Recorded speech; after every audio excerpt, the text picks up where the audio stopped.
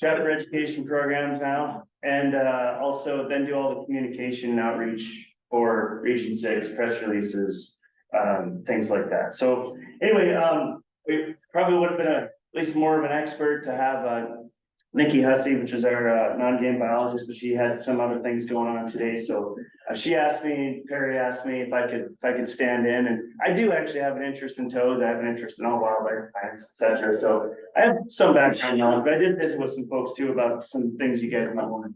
So, there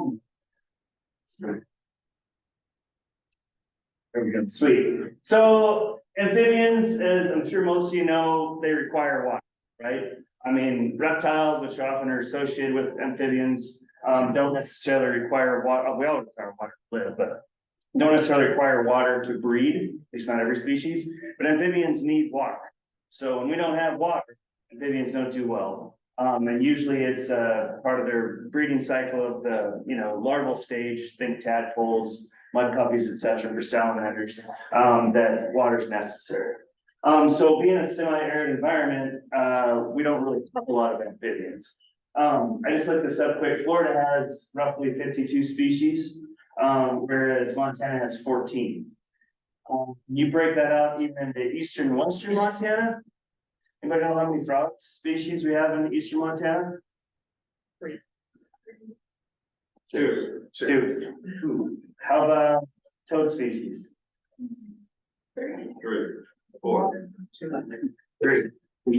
And then one salamander, tiger salamander. So I like IDN plants, I like IDN grass birds and whatnot, but sometimes they're challenging. Well, with this few numbers that we have, should be fairly doable. Although the two toads are probably more here to talk about, and I'm sure a lot of folks have seen this summer, are actually a little bit difficult. This is not a although unfortunately one of those common name things, it still gets called the horny toad all the time. Great shorthorn lizard, about the only one we have. So the sagebrush lizard can be found more in southeast Montana. But we are interested in these locations, especially like locations that haven't been seen in or haven't been seen in for a while. I'm actually in the middle of putting up a press release probably tomorrow, asking hunters and other recreators to keep an eye out for shorthorn lizards. So I guess maybe I'll try to pass the press release on you guys, but basically, if you see them, GPS location, if you got Onyx or regular GPS or whatever, love to send that info with a picture even better. They can kind of get size and age by you can stick your chapstick next to it or your hand. They can roughly tell at least if a juvenile or adult, and then get that information to one of our non-game biologists would be awesome. So I'll try to pass that along to your list when I get that done. So, and quick background on this: about a month and a half ago or so, I had a call by some reporter in Havant. It's like, what's going on with these toads, frogs? And I'm like, what are you talking about? And then she kind of got into it that like Guilford, west of Havre, there's a couple wetlandy areas, and I think they're crossing the highways. People maybe are running them over. I don't know. And she was not very knowledgeable on our species or whatever. Anyway, so I gave her a bunch of information and stuff, and I was like, yeah, that's kind of weird. And the next thing I know, Nikki, our non-game biologist, says, yeah, can you talk about toads at the CMR working group? I'm like, what's up with the toads, And then Perry talked to me, and then we had a CAC meeting not long after, and about every one of the landowners there, like, there's toads everywhere. Oh, sorry, Citizens Advisory Council, a citizens group that we have for fish, wildlife, and parks in each region, and Perry is our chair. Rich is former member as well. But anyway, it was, there is something going on here with toads. And then 3 or 4 days later, I went down the circle and came back in the evening, and there was a light rain, and there were toads all over the highway north of 4 miles. And I'm swerving, I'll stop and play with them a little bit, and kept on going. Oh, this is interesting. And then a couple days after, so in the evening, we came across a toad. The first toad I've ever seen in Glasgow walking around at night. And shoot bow behind my house, and salamander, first one I've seen there living in 15 years. So well, this is something. So, so I shouldn't have ever gotten. that's pretty much it. I'd say pretty much 100%.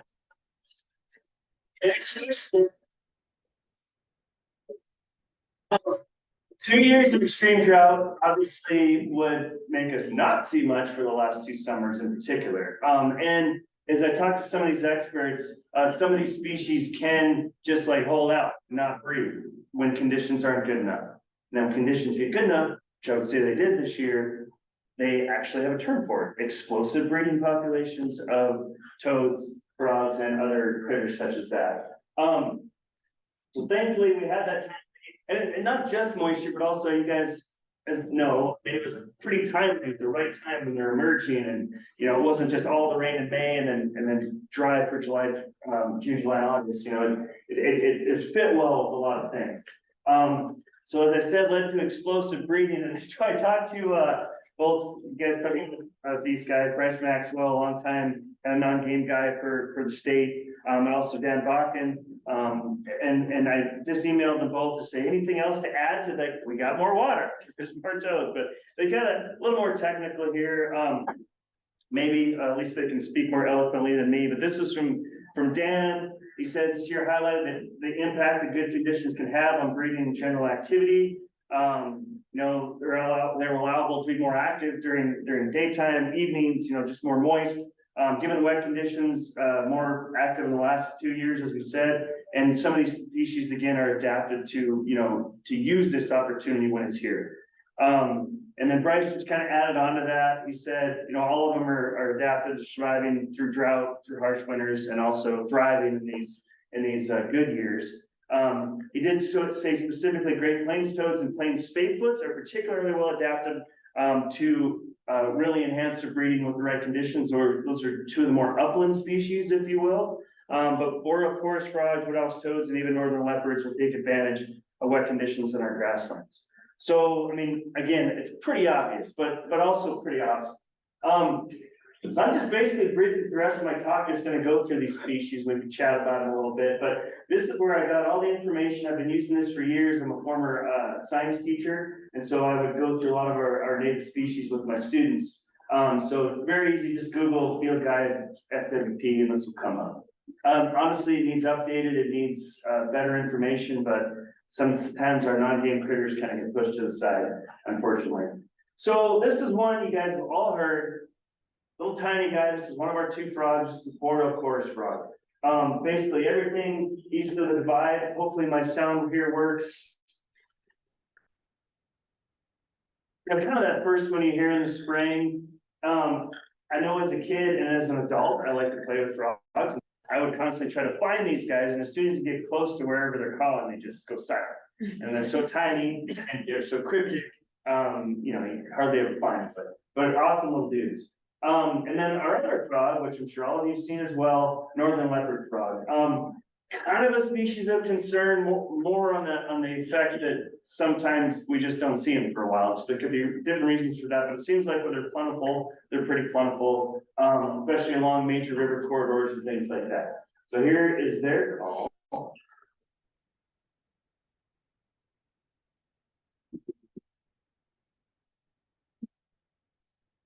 Yes. Before? Yeah. Well, and I feel like I hear chorus frogs more often, but when I've been catfishing them on in the middle of the night and things like that, that really is some of the frogs going town. So look at two frogs. Yes. Okay, so, a few years ago, we had someone coming out to the ranch and do sort of survey of part of the stuff, and he had mentioned it was actually Matt Bell with the Vanderline. He stepped before he got that job, but he said leopard frogs are. So in our headquarters, we have this pond right in the middle of our driveway. We keep the whole all summer long again. And for some reason, there's probably over 100 Russian frogs in the pond that's not like 10 yards one. We were once, should we grab these guys and take them over to some open water? Because apparently they haven't get water, but for some months, for maybe some, you know what they should do or not do anything. Maybe they'll just all take off and walk miles. Yeah, I think that's part of like what we're seeing, why everybody's seeing a lot of these critters out on the landscape this year is that when they, just about like anything, you know, when their population's gonna expand past the point where they've got sufficient, you know, carrying capacity, they probably do disperse that, you know, eventually, when we've got the wet and the right conditions, they can disperse. I unfortunately am not an expert enough to tell you how many miles a northern leopard frog could hop. But just like, I'm always amazed by being out in the middle of nowhere and finding turtles, you know, in these stock ponds, like how they get there, they had to cross country somehow. You know, there might be some things, with other opportunities with eggs, you know, drifting down, ephemeral streams or whatever it may be, but, I really don't know there, as far as if there would be, that would help as far as, and or if it'd be legal, I'm assuming it's legal. There's not a lot of things tied to non-game critters, to distribute your northern leopard frogs, but it seems like, and I have asked around a little bit about this, not just because of this, but just because I'm interested, but, I think, you know, amphibians across the country in some regards are declining and, you know, because of their, you know, skin and absorption rates, things like that, pollution, who knows what else, there could be lots of different kinds. Liz? They got there some way, Bill, I know. so they can get out some way. I'm not an advocate of moving critters around.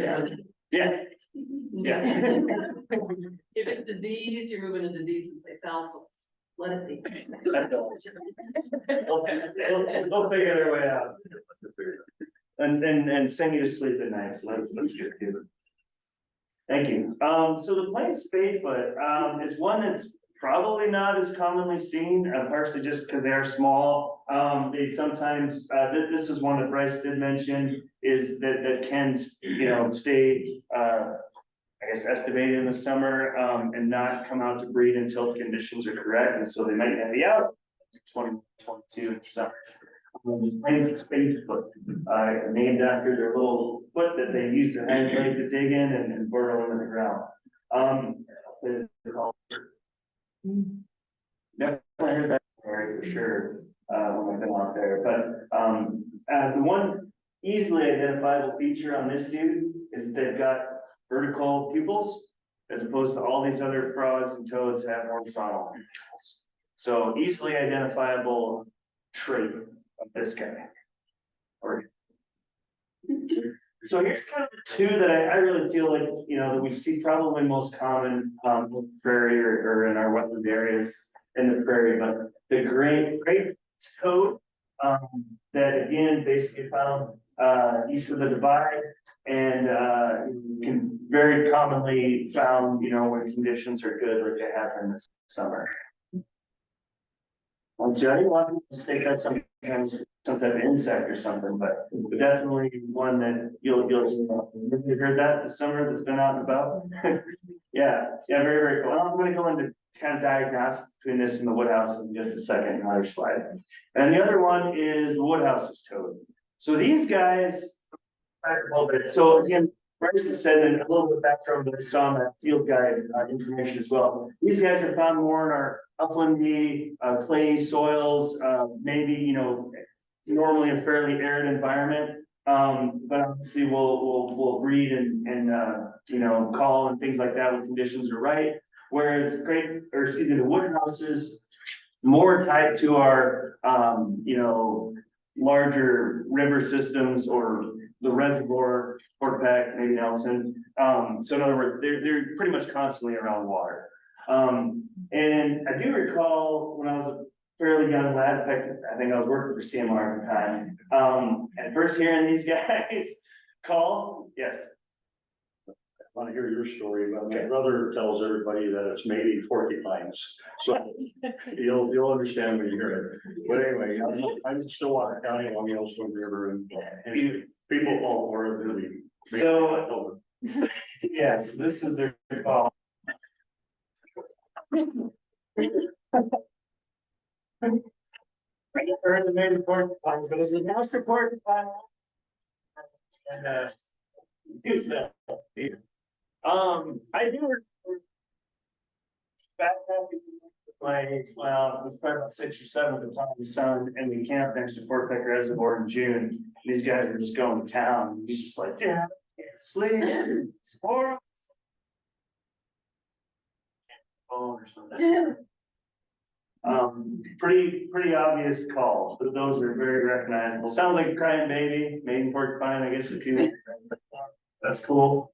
But very cool critter. So you kind of tell the difference between these two. So these, out of all these amphibians, are probably the most challenging, I would say. I'm still not quite sure. Even the one that I had in Glasgow, I'm pretty sure I know which one it was, but I guess I kind of mentioned, so the habitat is Great Plains, maybe more uplandy, heavier soils.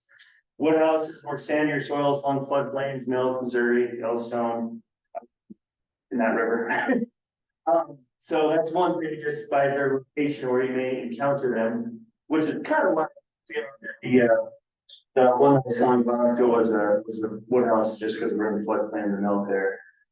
This is one, especially on the larger adults, that you can check out their head and see a difference here, kind of in this boss they call it. So in the Great Plains is more of a V shape, kind of ridge right here, whereas on the Woodhouses, a little more shape. And again, it's kind of see some of the smaller, do that. On the smaller, younger ones, it's not quite as pronounced. Maybe it's more pronounced during different breeding periods or something as well. That's one way. But Nikki, our non-game gal, said that her best identification is more the coloration and texture, and that these Great Plains typically have a little bit larger, longer, darker blotches. Whereas Woodhouses can have those as well, but they're not quite as large. And again, this is variable, just because these things breed, when they breed, it's rapidly. They have, they naturally select to their sort of environment fairly quickly in a few generations. But these guys are maybe a little bit more warty looking, again, not quite as big with blotches. So that's about the best I got for you, besides their calls are quite different. Maybe hearing or not hearing. Let's see what else there. Oh, so I was also told to plug this as well. For those of you that are out in the field, farm ranch, out and about recreating. We also kind of similarly, like the short-horn lizard, we want to, like to know locations of these. So Bill, you can go into iNaturalist and mark down your northern leopard frog pond in your backyard. So again, amphibians somewhat poorly understood compared to all the stuff we throw at our big game species and so forth. So we're always constantly trying to learn more, especially distribution wise, where these are at. That other website I showed you uses the same data and updates a map fairly currently of where locations have been and how recent those locations were. But this is a pretty cool app. So most everybody's got a smartphone nowadays. You can carry this around and see one, you can snap a picture of it, it uploads, and they do their magic to somehow put this data into the systems that they're trying to monitor. So yeah, that questions that I may or may not be able to answer. So I did take that out. So what do we think this one is? Okay, who says Great Plains, raise your hand. Okay, you are correct, and that is the Woodhouses. I know when I showed these to my students back in the day, I found some cool videos of both of these species doing their calls, and that was awesome too. I wasn't quite slick enough to put them in the power. That brings nice ones. Well, understand these critters responding. I have a question. Yes. So, because go and they'll try to say goodbye to one, and they'll shake their heads, and what is that? Do they release some chemicals? Yeah, so that's funny, my dog does the same thing. Along Fort Peck, she's found some. They do have some secretion that can be irritating, as I understand it, that, yeah, apparently work. Yeah. So. Probably got basically, it's not a bullfrog or a toad, it's basically on the western part of the state. Good point. So I didn't add that in there. So bullfrog, American bullfrog is invasive. I know they're found even in eastern, like Billings area. They've been found in the Yellowstone there. Definitely something we don't want. Another invasive species that Liz has to try. Yes, yeah. Yeah, so I mean, again, if you guys ever come across one of them, should have put pictures, sorry, I didn't, but Liz has a flyer. Pretty obviously not one of these guys, I guess you would say. There's bullfrogs on the Yellowstone around Billings, they're at the Elmo State Park, as I heard. I did hear it. But they're like Missoula up to just south of Flathead Lake, and there is a project to remove bullfrogs by the NCC cruise. It's at its third year now that Fish Wildlife Parks in Western Canada has been trying to do just to contain them so they don't spread. We love to look at it. And it just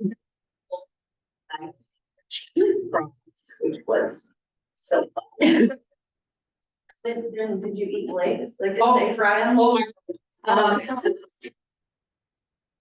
In this small private pond, it's twice the size of this room. And there were 5 of us catching frogs. My first time catching bullfrogs, I caught 5.